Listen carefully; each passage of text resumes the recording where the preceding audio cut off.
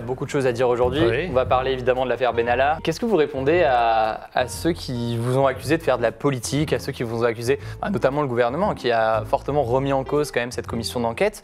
Qu'est-ce que vous répondez à ces attaques qu'il y a eu? Mais je réponds que ces attaques n'ont pas de sens. Pourquoi?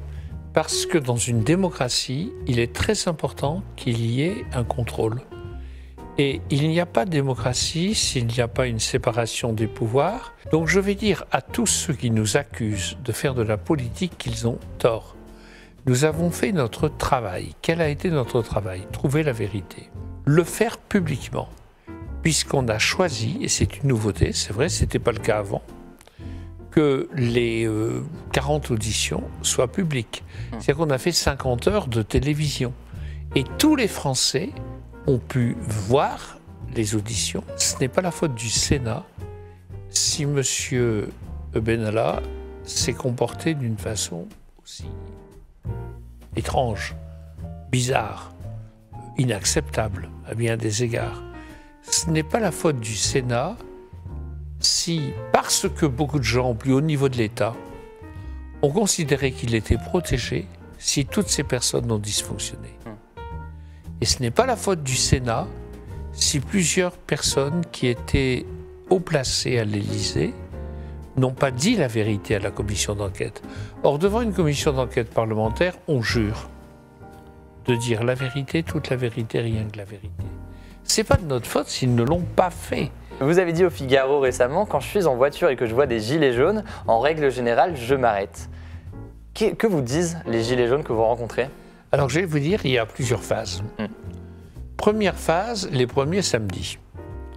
Moi, je me rappelle, voilà, le premier samedi, Novembre. Je devais faire une conférence à Saint-Jean-de-la-Ruelle sur 2 écrivains face à la guerre, puisqu'on était vers le 11 novembre, Charles Péguy et Maurice Genevoix. Je passe sur le pont à Orléans, un des ponts, je vois des gilets jaunes qui sont là, je m'arrête, je gare ma voiture et je vais saluer, serrer la main de tous les gilets jaunes qui étaient là.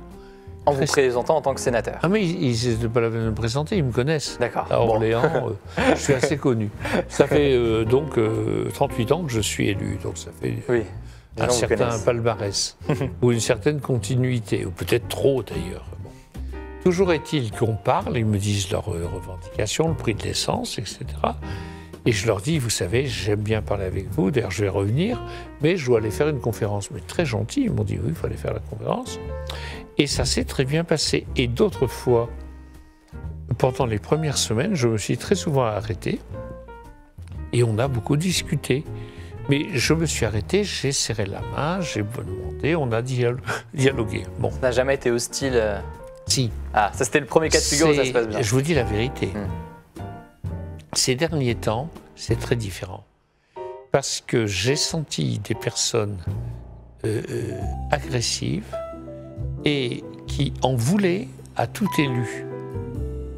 Et moi, je leur ai dit, mais c'est pas une solution, et c'est pas non plus une solution, un mouvement dans lequel on ne veut pas qu'il y ait des représentants.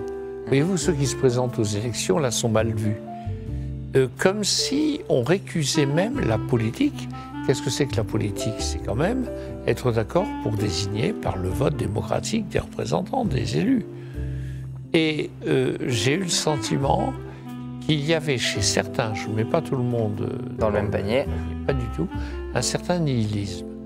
Mais en même temps, beaucoup de gens, énormément de gens qui ont souscrit au mouvement des Gilets jaunes, étaient en accord sur le fait qu'il y avait des choses qui n'allaient pas dans la société, étaient contre toute violence, étaient très pacifiques. Mais sur la fin, ça s'est radicalisé. Je l'ai vécu. Vous savez, au journal de 20h, très souvent les sujets durent 1 minute, 2 minutes. Alors vous savez, mon ami Rocard, il disait, mais c'est assommant.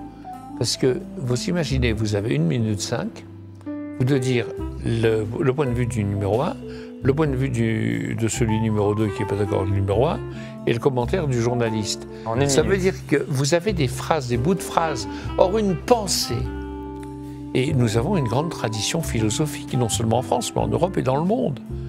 Une pensée, c'est pas un slogan, c'est pas 3 mots. Ça se développe. Oui, ça se développe. Une pensée, c'est quelque chose qui demande le temps de la réflexion, le temps de l'expression, le temps du dialogue. Et ce que j'apprécie dans les émissions, c'est quand elles sont assez longues pour qu'on ait le temps de se parler.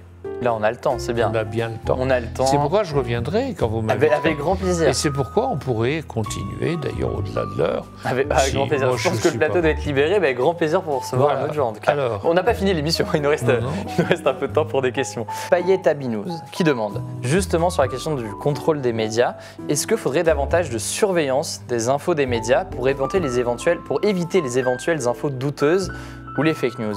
Non. Non, pas besoin de Non, mais attendez, je suis clair. Oui. Allez dire ça aux journalistes de Libération, du Monde, de Mediapart, du Figaro, et on va instaurer une surveillance. Mais ils vont hurler, ils vont pas être d'accord. Ce que je crois, c'est qu'il peut y avoir une autorégulation de la profession. Et surtout, ce qui est important, c'est qu'on sait bien qu'un journaliste qui fait son boulot, qui a sa crédibilité, c'est quelqu'un qui dit ce qui est vrai. C'est beaucoup de travail.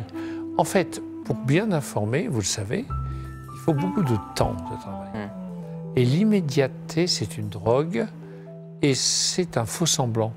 C'est pas parce que je vais dire quelque chose tout de suite que je vais dire la vérité. Et le malheur, c'est que ce culte de l'immédiateté finit par rejaillir sur tout le monde, y compris sur les membres du gouvernement. Et aujourd'hui, et ça vaut pour tout le monde, ça vaut pour le président de la République. Il se passe quelque chose, 10 minutes après, il faut réagir. Et ça finit par être assommant, enfin très difficile.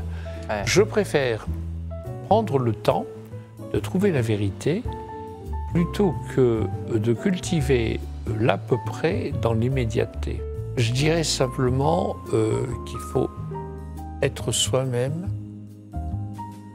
Il y a un livre très célèbre, c'est la Bible, le Nouveau Testament, dans lequel il est écrit cette phrase « La vérité vous rendra libre ». Je réfléchis beaucoup à cette phrase. J'ai fait une préface à un livre en parlant de cette phrase. Parce qu'on dit aussi que toute vérité n'est pas bonne à dire. Et si on disait toute la vérité sur ce qu'on pense des gens, c'est le misanthrope de Molière, Alceste, il veut tout dire. Il veut dire, voilà, monsieur, votre sonnet, il est détestable. Alors, il y a son ami Philinte qui lui dit, mais enfin, si on fonctionne comme ça, la société va être invivable. Tu dis toujours la vérité. Et en même temps, et c'est vrai ça, la transparence absolue, la vérité absolue, c'est totalitaire. D'accord ?